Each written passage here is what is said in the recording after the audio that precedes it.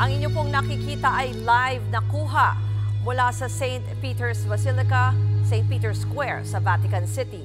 Mamayang alas 3 ng hapon dito po sa atin o alas 9 ng umaga Vatican time, magsisimula na ang translation rites. Yan po yung paglilipat ng mga labi ng Santo Papa mula sa Santa Marta Chapel, papunta nga po dyan sa St. Peter's Basilica. Mula sa Santa Marta Residence, dadaan ang prosesyon sa Arch of the Bells sa St. Peter's Square hanggang makarating sa Altar of Confession sa loob po yan ng Basilica. Pagkatapos yan ay bubuksan na ito sa publiko para sa mga gustong bisitahin ang Santo Papa. Hanggang Biyernes po yan, April 25. Alas 10 naman ng umaga sa Sabado o alas 4 ng hapon, oras dito sa atin, magsisimula ang lamay ni Pope Francis.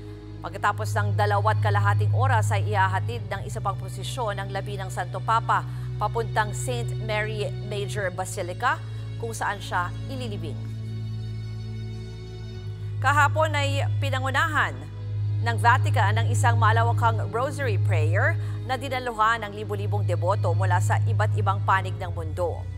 Nagsimula na rin magtipon ang nasa 60 kardinal para naman pag-usapan ang libing at iba pang detalye. Ilan sa mga kumpirmadong dadalo sa libing sina US President Donald Trump, Prince William, maging sina Pangulong Bongbong Marcos at First Lady Liza Araneta Marcos. Mga kapatid, ako po si Ruth Cabal.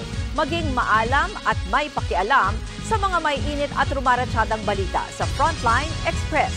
Para maging updated sa balitaan, mag-subscribe lang sa social media pages ng News 5.